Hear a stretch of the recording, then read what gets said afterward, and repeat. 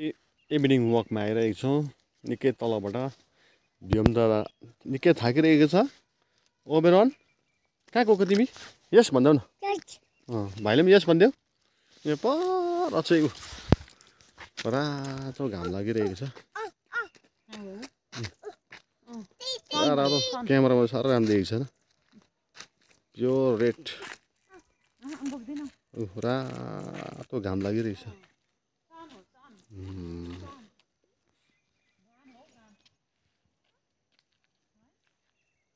रातो घाम अम्मा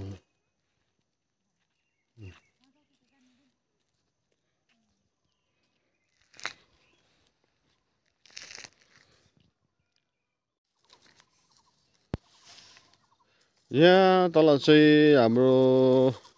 नौपोखरीको नाम मात्रै छ पानी छैन नभनेको पनि 4-5वटा पोखरी थियो पहिला यता पर लाइनतिर जाने बाटो ऊ त्यहाँ पर रातो च्यादरहरू देख्दै गरेको डाँडा गाउँ अहिले पुरा जङ्गल छ पोखरी चाहिँ छैन तर हामी ऊ तलबाट हिँड्दै हिँड्दै आइपुगेर चाहिँ हिँडेर आएर टक्कै ऊ नानीहरू चाहिँ यहाँ बस्छ जहिले पनि हो यो बिसाउने जग्गा हाम्रो भाइ के अरेको बियोम के रहेछ खै खै खै है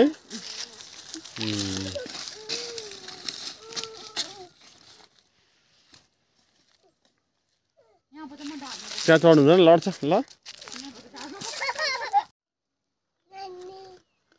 हेलो बियो आची लजा गर नि त्यहाँ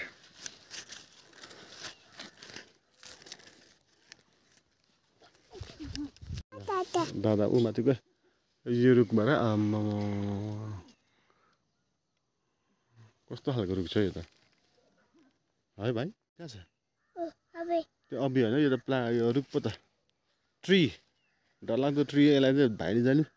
ओबेरनले अबुई भन्छ अबि खाइ भाइ अबि खाइ खै कता कता खै अबि खै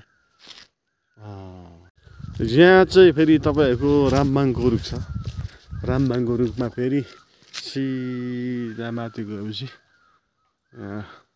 अर्कै प्लान्ट उम्रेको छ यो चाहिँ यसो हेर्दाखेरि चाहिँ रबर प्लान्ट जस्तो पनि देख्छ रबर प्लान्ट हो जराहरू जस्तो यहाँबाट भित्र पसेको जरा है रामबाङको प्लान्ट रामबाङको ट्री त छैन तर यहाँ रबर प्लान्ट चाहिँ माथि गएर निकै फैलिएको छ हाम्रो नागरीको डाइरेक्टर बङ्गलो अहिले चाहिँ यहाँनिर चाहिँ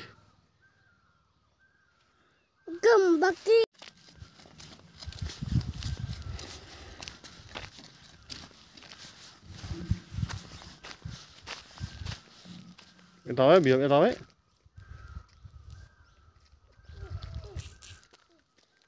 यहाँ चाहिँ वेट लिफ्ट गर्ने मसिन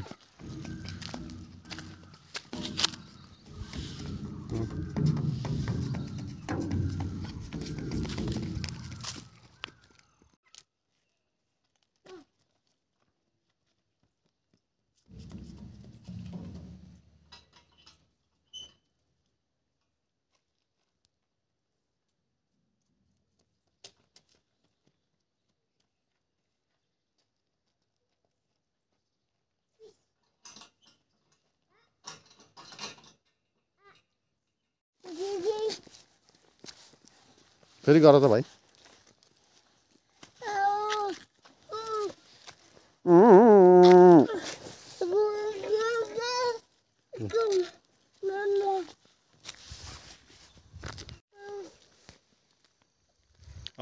भाइ छिर है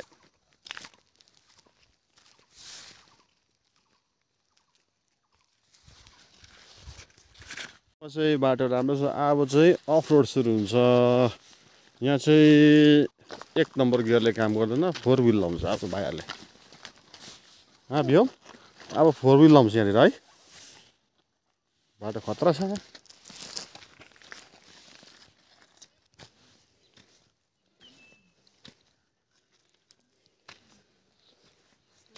यहाँ चाहिँ हिँड्नु साह्रो पर्छ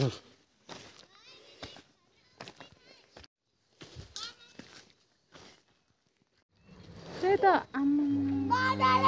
धुलो